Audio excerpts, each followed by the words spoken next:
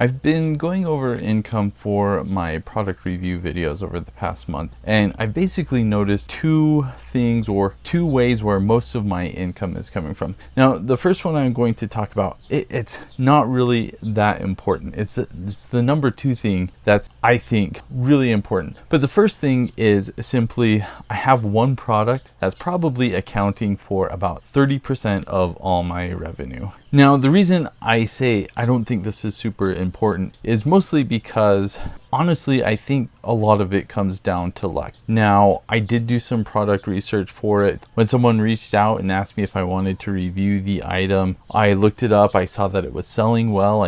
I saw that it was on Creator Connections. I also saw that it had a lot of other creator videos on the upper carousel and that it'd be a lot of competition. And I decided I'd go ahead and make the video. I made the video. Nothing happened for probably about 2, maybe 3 months. And then after a while, it showed up on the upper carousel, and I think ever since then it's been the #1 spot. And so it's been selling really well. It's on Creator Connections. It's a bit more on the expensive side, so I'm making hundreds of dollars daily from this one single product. And again, the reason I don't want to talk about this so much is because a lot of this is luck. I should be careful to say that it's complete luck, because I think, to be fair, it's more like planned luck or luck that I've had to really work at. The reality is, I think it is a good video for a good product, and the reason I got lucky is because I've been very persistent, I've been very consistent, I've been trying hard to make high quality videos. So I did luck out with this one product. But here's the #2 main source of my income,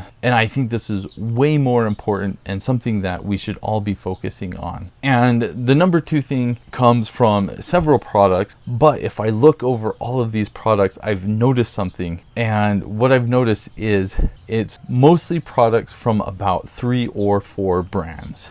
Now, why is this important? This is important because I have really good relationship with these brands. And this is what I want to talk about in this video, is why do brand relationships matter? So let's say you start working with a brand, they like what you do. Eventually you have a good working relationship with them. What happens at this point? Well, the first thing that happens is when they have a new product, you're one of the first people that they reach out to. That means that you get early access to new product. That means less competition for when you create a video. It will almost definitely go in the upper carousel, which means you have a more likely chance that it will stay there. Another thing I've noticed with the brands that I've worked with is I get consistent opportunities. I have probably about 4 or 5 brands who reach out to me on a very regular basis asking me if I want to review different products. And kind of like I mentioned before with my #1 product, consistency matters. When you are consistent, it opens up the doors for more opportunities, for more luck. To be frank, the more you're consistently doing things and improving, the more likely you are to have a product that does really well. Another nice thing that I have found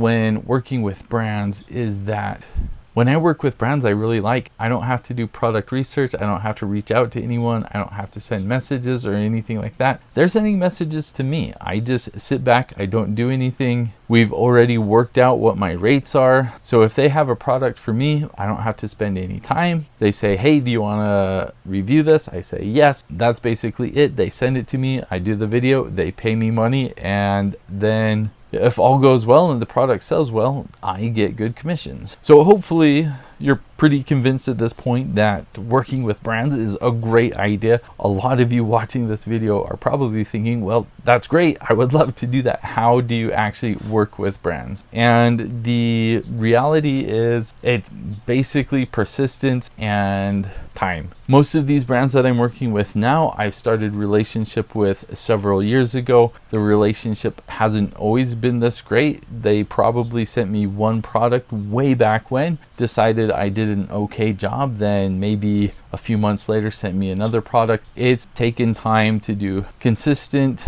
quality videos that they are happy with, and that is more or less how you work up a relationship with brands. If you make videos that they like and that sell products, they're going to come back to you. And the way to make videos like that is, for one, demonstrate the product. Don't just talk about it. Have high quality videos. Get a lot of B-roll. Try to take interesting footage. Try to take footage of the product doing something really cool that other people are not getting videos of. And on top of that, when you work with brands, be nice. These are people, agents and sellers, they're just like me and you, trying to work to make a living. Be patient with them. Most of them are Chinese. English is not their first language. They might write something that seems silly or weird. Don't get hung up on any of that. If they say something that maybe sounds kind of offensive or rude, don't be bothered by that. Be as nice as you can and do your best to make everyone that you communicate with happy. The more you do that, the more opportunities that you are going to get. Some of the mistakes that I see people make with their videos and with working with different agents or sellers is they really are trying to go for quantity over quality. And a lot of people are just blast messaging tons of people over and over again,